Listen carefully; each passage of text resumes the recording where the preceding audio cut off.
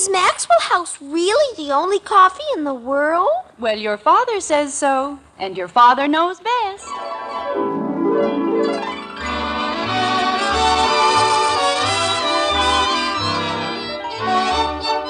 Yes, it's Father Knows Best, transcribed in Hollywood, starring Robert Young as father.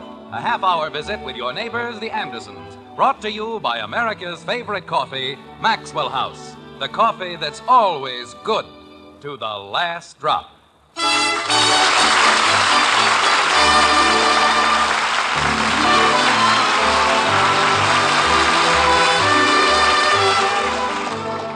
Now is the time of year when a strange malady falls upon the land, affecting people from every walk of life. Butchers and bakers and candlestick makers, rookies and bookies and Senator Kefauver. It's an affliction that kills off thousands of grandmothers and brings a peculiar gleam to millions of eyes. It's known as baseball fever, and nowhere is it more prominent than in a certain white frame house on Maple Street in the fair city of Springfield, like this. Well, sure, but they had the tying run on third, didn't they? The situation called for a squeeze play, and you know it. Jim, your eggs are getting ice cold. One out and a man on third, and he lets the batter hit away. But Kelleher hits a long ball, Dad. If he hit a home run, we'd have won the game. But if you're not interested in breakfast... But he didn't hit a home run. He popped up. Well, sure, but he could have hit a home run. The paper says it might snow. If I'd been running the team, I'd have squeezed the man in. Maybe Kelleher doesn't know how to bunt. 3 people in Miami were lost in a blizzard. Anybody who doesn't know how to bunt has no right playing in AAA ball. I didn't say he didn't. I said maybe he didn't. 64 people were killed in a telephone booth. But if he played it safe, he couldn't have missed. Somebody dropped an atom bomb when they weren't looking. That's fine, honey. But the basic principle of the squeeze play makes it almost foolproof. All they had to do was... What? Something wrong, dear? What did you just say? I don't know, dear. I wasn't listening. 64 people were killed. Oh, that. Where did you see anything about 64 people being killed? Well, you know, I may go down in history as the first person to find a practical use for the atom bomb.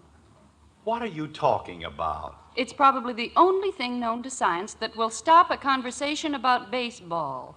64 people in a telephone booth. Well, they were good friends. Good morning, everybody. Good morning, Betty.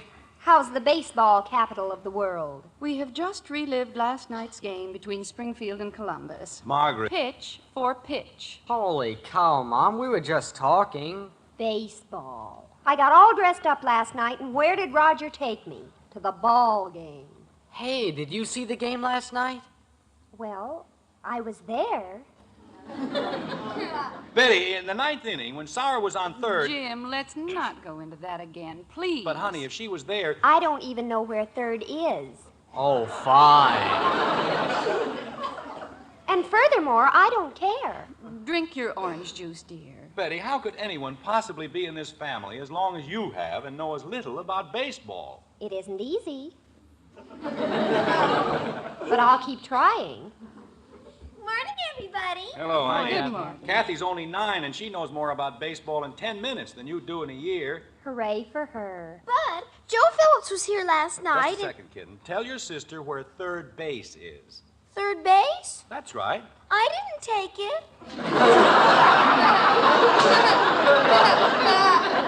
Kathy, when you play baseball, where is third base? Oh, it's the rock next to the Hathaway's fence. Margaret, may I have my coffee? Of course, dear. Did somebody move it? Kathy, let's talk about something else. Well, that's the nicest thing I've heard around here for the past month. Father, they're having a sale at Gorman's, and I saw the most wonderful... Betty, Yes, Father? we're not going to talk about dresses. I wasn't talking about a dress, Father. Oh, well, that's more like it. This was the most beautiful suit you ever saw. And it was reduced from $89.50. Betty. Yes, Father? No. Jumping creepers. Anybody else have any ideas about a topic of general interest? Wall Street? The foreign situation? Gasoline scooters? Not gasoline scooters. That's what I thought. How about Joe Phillips? Well, that's a nice, lively subject. What about it? He was here last night. Fine. Anybody have anything brilliant to say about the weather? Did I tell you about the envelope? What envelope? The one Joe Phillips left. This is going by way of Sioux City, Iowa. All right, Kathy, what about the envelope? It's on the desk in the den, and Joe said to be sure not to lose it because it has the tickets. What tickets? The baseball tickets that Bud won in the raffle. Hey! Bud? Baseball again. But I won! Bud, you're getting the whole table. I won the for- tickets, oh. Dad. They picked my name. I won! Bud, will you please calm down? There's no need to... Kathy, see who's at the door. It was Bud's door. I won! Never mind whose door it was. Please see who it is. Gee whiz, just 'cause I'm the littlest one in the family, I'm not supposed to have any feeling. Bud, what's this all about? I won the tickets. Oh, dear, he spilled the cream all over the table. I'll fix it, Mother. You won what tickets? For the double-headed tomorrow. We all chipped in a quarter apiece, and I won. I got 2 tickets for a quarter. Bud, don't you realize that amounts to gambling? But And you know how we feel about gambling. it wasn't gambling, Dad. The boys' club got the money that was left over. Oh, how much was that? 35 cents. Give the tickets back. But, Dad, they're playing Columbus. I wouldn't care if they were playing the Nina, the Pinta, and the Santa Maria. Oh, gosh, Dad. I thought you'd be happy I could treat you to the game. When a bunch of boys... What? Well, we couldn't afford to treat our fathers any other way, so that's the way we did it. Your father's absolutely right, Bud. You and the other Just boys a had... minute, Margaret. Let's look at this thing in a practical way. Why, Jim... As long as the boys had an unselfish motive, Jim Anderson. and after all, the boys' club is making 35 cents. Bud, the next time you spill the cream, you can just clean it up yourself. All right, Betty, that's good enough. Gonna play Columbus, huh? They're in first place, too, but if we win both games... Daddy, Just a minute, Bud. What is it, Kathy? it was a telegram, and I had to sign for it. Fine. Now you can sit down and rest a while. Who's it from, Jim? Suppose I open it and see. I think that's a very good idea. I signed it Kathleen Joy Anderson, and I had to write it very small. No! Jim, Why does she have to pick on us? it isn't Aunt Martha. Not again. She'll be here in the morning. Oh, no. Oh, boy. What are you so happy about? She always gives me $1. Maybe she won't come, huh, Dad? Like last time? She'll be here at 10:17 tomorrow. Oh, dear. Why does she have to come at all? She's only going to stay one day. How do you know? It says so here, see? Arrive 10:17 train Sunday, staying one day, meet me. Tight-fisted old character. It'd kill her to use more than 10 words. Jim. Well, she's my aunt, and if I want to say she's tight-fisted, I'm going to say it. She's tight-fisted. You said it. Bud, will you please show a little more respect for your elders? But you just said... Never mind what I just said. She's old enough to be your grandmother. You owe her a certain amount of respect. Yes, sir. The old battle axe. Well, that takes care of your ball game tomorrow. Why? Jim, you're not going to run off to a ball game and leave her here. Why not? Jim Anderson, I will not entertain your Aunt Martha and her friends alone. What friends? Who said anything about any friends? Aunt Martha hasn't been in Springfield for over a year, and I'm sure she expects to see all of her old cronies. Well, let her go see them. Who's stopping her? We'll have to have them here. Holy cow. Oh, Margaret. We'll have to serve tea and get some little cakes and things. Honey, you- Jim, I haven't time to argue about it. I've got to call Mrs. Thornby and Mrs. Winters. You mean rich Mrs. Winters with the iron fence? Yes, dear. She gave me $1 once. And I know she'll expect to see Mrs. Horace and Mr. Forrester. You mean rich Mr. Forrester with the electric runabout? He gave me $1 too. Kathy. But they're the most prominent people in town. They're a bunch of old fuddy-duddies. Jim, that's no way to refer to the aristocracy of Springfield. Aristocracy, my foot. Just because they've got a lot of money. Oh, Mother, this is the most wonderful thing that's ever happened. We can get our names in the society column. Isn't that awful? Margaret, just because my Aunt Martha's husband cornered the market in buggy whips, Jim, please stop interrupting. he was the biggest crook in the whole buggy whip business. That's what he was. And if you think... Amanda Wilson. We'll have to call her. Amanda Wilson? Margaret, if you'll only listen to me... You mean the Amanda Wilson with the Rolls Royce and the chauffeur and the butler and the cook and Betty, stop drooling and sit down. But, Father... Bud and I have tickets for the ball game tomorrow, and I don't care if my Aunt Martha shows up with the caretaker of Fort Knox. You are not going to leave this house tomorrow afternoon, Jim, and you might as well... Betty, where are you going? I have to call the society editor and arrange for pictures. Margaret, for the love of Pete. And it's a double-header, too. There'll be lots of other ball games. And, Kathy, you haven't finished your breakfast. I haven't got time, Mommy. I have to go to the store. What for? I have to buy a new piggy bank.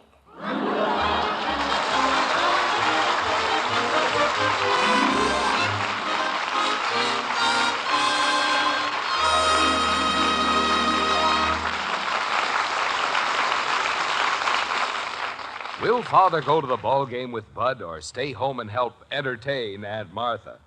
Right now, it looks like Mother will have the last word on that. But more often than not, ladies, you look to the man of the house for the final say-so.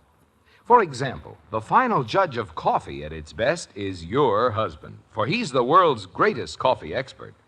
We're known as experts, too, because more families buy Maxwell House coffee than any other brand. But when your husband sits down to enjoy coffee you brewed, why, he's the only expert you want to hear from. And tomorrow, you've only to pour him a tempting, delicious cup of Maxwell House to see him glow with pleasure and say, Gee, that's good coffee. You bet he'll say that. Fact is, we'll return your money if he doesn't say so. You see, only Maxwell House has that grand, good to the last drop flavor, thanks to a recipe that belongs to Maxwell House alone. It's a recipe that demands choice, rich coffees, blended and roasted just so. That's the reason no other coffee tastes like Maxwell House. No other coffee's made like Maxwell House. So serve our Maxwell House to your husband. If he doesn't smile and say, best coffee ever, well, just send us the can, an unused portion, and we'll refund your purchase price. Our address is right on every familiar blue tin. Yes, tomorrow, fill the cup of the world's greatest coffee expert, your husband, with the truly satisfying flavor of Maxwell House coffee. Always good to the last drop.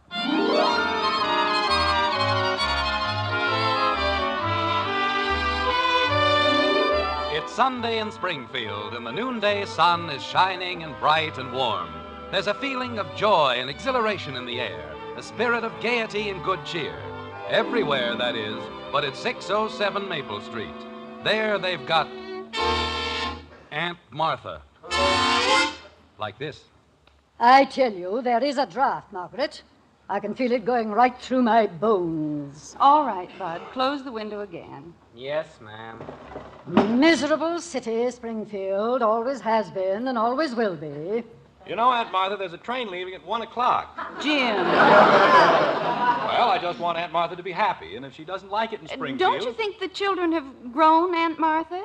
What did you expect them to do? Get smaller? No, but I was... Children have been growing for thousands of years, but parents act like they ought to be given a medal. Did you say something, dear? No, I was just thinking. Jim, stand up. What? I said stand up. Now, look, Aunt Martha, I'm not a child, and if you think... Jim. All right. I'm up. Now what? Disgusting. What is? The way you put on weight. I've done no such thing. I can wear the same clothes I was wearing 15 years ago. As a matter of fact, I am. You've got a corporation. I have not got a corporation. Jim, stop arguing with me. If there's one thing I detest, Margaret, this room is stifling. Yes, Aunt Martha. Stuffiest room I've ever been in all my life. All right, Bud. Yes, ma'am. That's the trouble with modern houses. 1 minute they're cold, the next minute they're hotter than the hinges of little Kathleen. Is this the bag you wanted, Aunt Martha? Oh, thank you, child. You're very sweet. You're welcome, Aunt Martha. Only one in the entire family with an ounce of brains. Can't for the life of me figure out... Bud. Yes, ma'am. Mother, I just talked to Miss Pritchard at the newspaper office, and it's all arranged. That's fine, dear. She's going to send Mrs. Latham over as soon as she finds her. Isn't it marvelous? Betty, I wish you would stop bouncing. Yes, Aunt Martha. It's enough to make a person seasick. They might even take pictures. Would you like to hear my piece now, Aunt Martha? Not right now, Kathy. But Aunt Martha said she was going to give me $1 as soon as Your mother said not now, Kathy. Gee whiz. Bud, Yes, ma'am. What are you doing with that window? I thought somebody said Bud. Close the window and leave it alone. Yes, ma'am. Bud, may I speak to you in the den, please? Jim, you're not going to try anything. I would like to speak privately to my son about something I just happened to remember. Do you mind? No, but just be careful. Yes, Margaret. All right, Bud. Who's going to open and close the window? I'll take care of it. Okay. Come on, Bud. Yes, sir. Now, would you like to hear my piece, Aunt Martha? Why don't you wait until later, Kathy? There'll be lots of time, Kathleen. Lots of time. Boy, am I getting a workout with that window. Bud, when does the first game start? 1:30. All right. Are we going to take this lying down, or are we going to fight? I don't know. We're going to fight. We're going to show Aunt Martha that she can't push us around. Atta boy. And do you know how we're going to do it? How? I don't know. Why don't we just go to the ball game? Bud, your mother and I have been happily married for 18 years, and if you don't mind, I'd like to keep it that way. Okay. It's going to take an emergency. What if there were an emergency? What kind of an emergency? The worst kind. Hector Smith is in trouble, and we've got to help him. How do you know? He's going to call. He is? Well, he won't really call, but I don't want you to get the idea that this is a usual thing with me. Oh, I don't, Dad. This is an extreme sort of emergency. I know. I mean, ours is. It sure is. And it requires extreme measures to counteract it. You bet. Do you understand what I've just said? Sure. We're going to pull a fast one on Mom.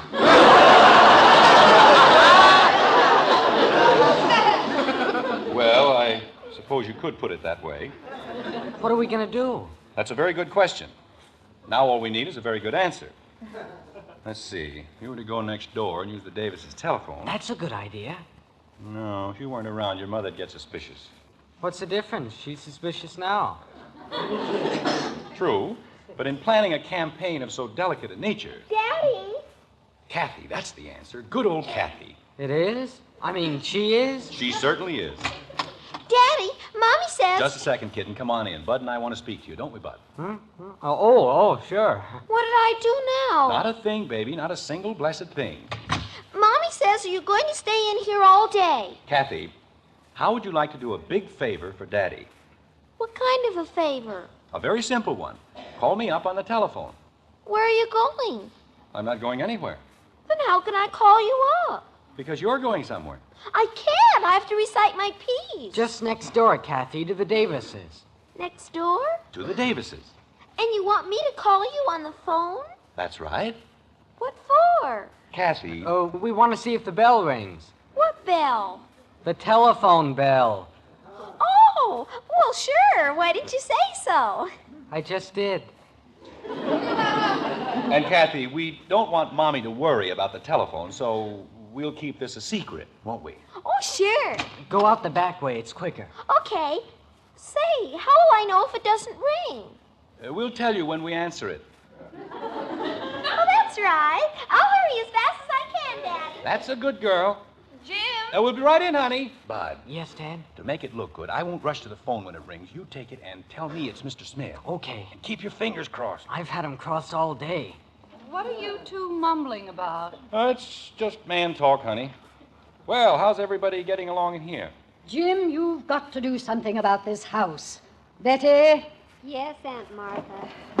the wind whistles through here like a sieve. Want me to take the window, Betty? Would you please? Sure, I'll be. Bud, Oh, I forgot. I'm sorry, Betty. I have to answer the telephone.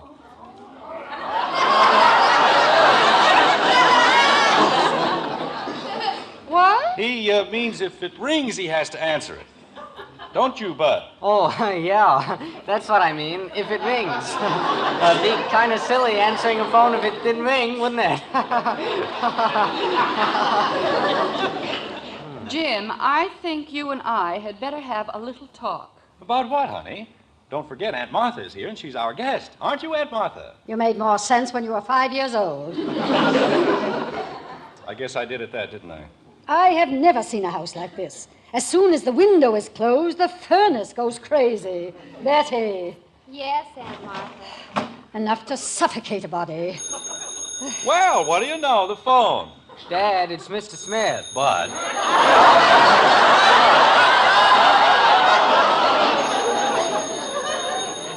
Well, Don't you think you ought to answer it first? Sure, I'll be glad to. Never mind, I'll get it myself. Bud, you and I are going to sit down and have a long talk. Yes, ma'am. My son. Leave it to him to get everything all fouled up. It's Mr. Smith. Hello? Hello, Daddy. This is Kathy. Oh, hello, Sam. How are you? Hello, Daddy? No, we were just sitting around talking. Daddy, it's Kathy. You are, huh? Well, how did that happen? How'd what happen? Stuck in the mud, huh? Daddy? Outside of Plainville? Well, that's awful. Daddy? Don't you want to talk to me? Why, it won't be any trouble at all, Sam.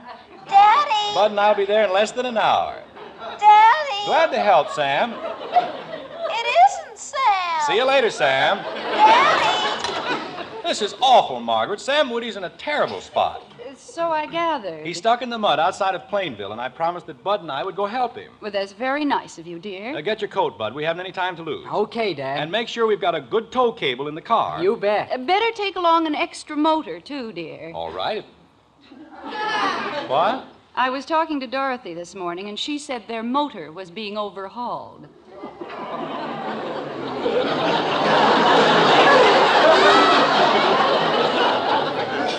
It is, huh? Yes. And I really think they should have a motor, don't you? Driving around the way they are. Well, it'd help. Betty, Yes, Aunt Martha.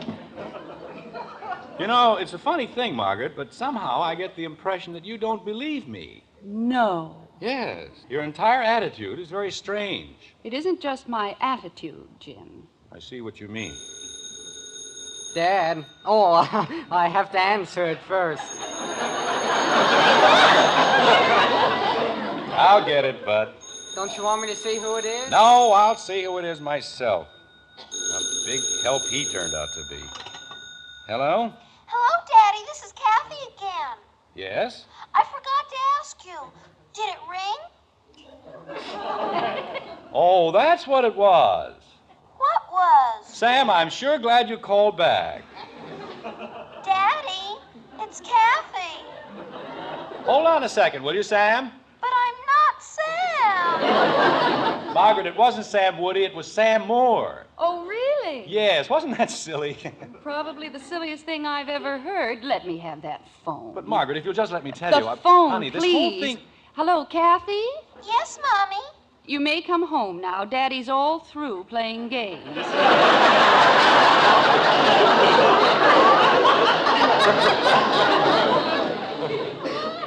Mommy, Yes, dear. did the phone ring? Yes, Angel, it rang beautifully. That's good. Goodbye. Goodbye, dear. Margaret, if you'll just listen for a minute. Yes? Well, maybe it'll take a little longer than a minute. But you see, Yes? Bud, You want me, Dad? yes, there's something I think you ought to, It didn't work, huh, Dad? Bud, there's no sense letting those tickets go to waste, so, why don't you take them over to Mr. Phillips? Tell him, we won't be using them. Are you sure? Quite sure, dear. Okay. Everything has to happen to me. Well, that was quite a performance, wasn't it? We'll talk about it later, huh? Oh, you can count on that. well, if you two are caught up on your gabbing, you can get me my coat. But, Aunt Martha, I told you we're having a tea. Well, have it. Jim, don't stand there. Get my coat. And Martha, you don't understand. This tea is for you. You don't have to visit your friends. They're all coming here. My friends? Jim Anderson, do you think I came all the way from Columbus to visit those old fogies? And Martha! I'm going to the ball game. Oh, no!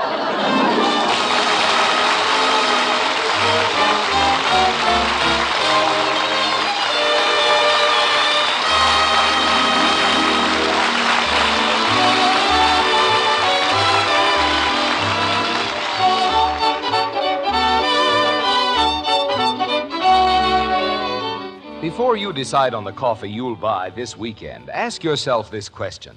Which coffee will give me the best value, the most for my money in genuinely good flavor? Put it that way, and you'll choose the one coffee famous above all others for flavor, our Maxwell House coffee. Then serve a heartwarming, fragrant cup of Maxwell House to the world's greatest coffee expert, your husband. When he beams with delight and says, "Best coffee ever," you'll know it's Maxwell House for flavor. And during the week, just count the many cups of superb coffee you get from that familiar blue Maxwell House tin with the big white cup and drop. You'll have your proof of value, ma'am. Tomorrow, then, for more flavor, more real coffee-drinking enjoyment, take home Maxwell House coffee. Always good to the last drop.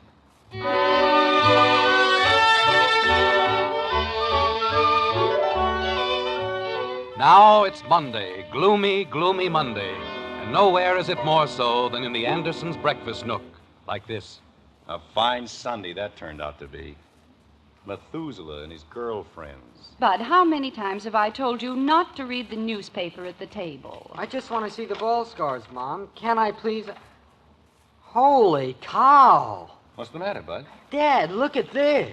I want to see too. The irate spectator. Oh, no. Jim, what is it? Betty, you wanted our name in the paper? Well, here it is. On the sport page? That's right, with a picture and everything. Jim, you're joking. Oh, sure, big joke. The irate spectator who was arrested for beaning an umpire with a pop bottle during yesterday's doubleheader has been identified as Mrs. Martha Randolph, who was visiting her niece and nephew, Mr. and Mrs. James Anderson of 607 Maple Street. Oh, no!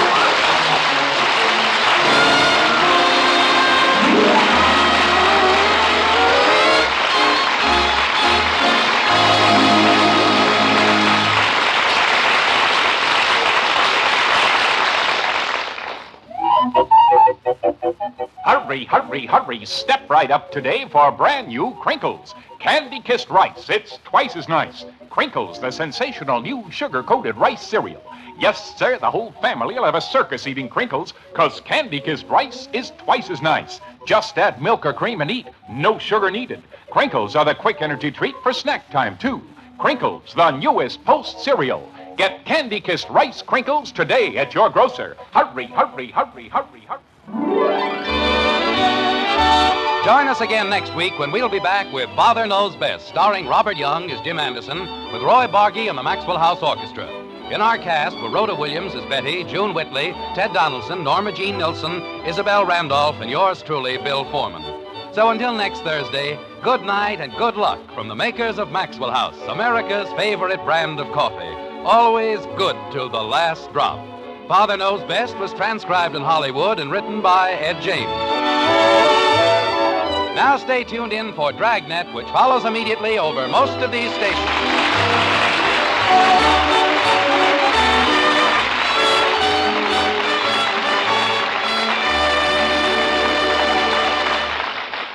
Your police force goes into action. It's Dragnet next on NBC.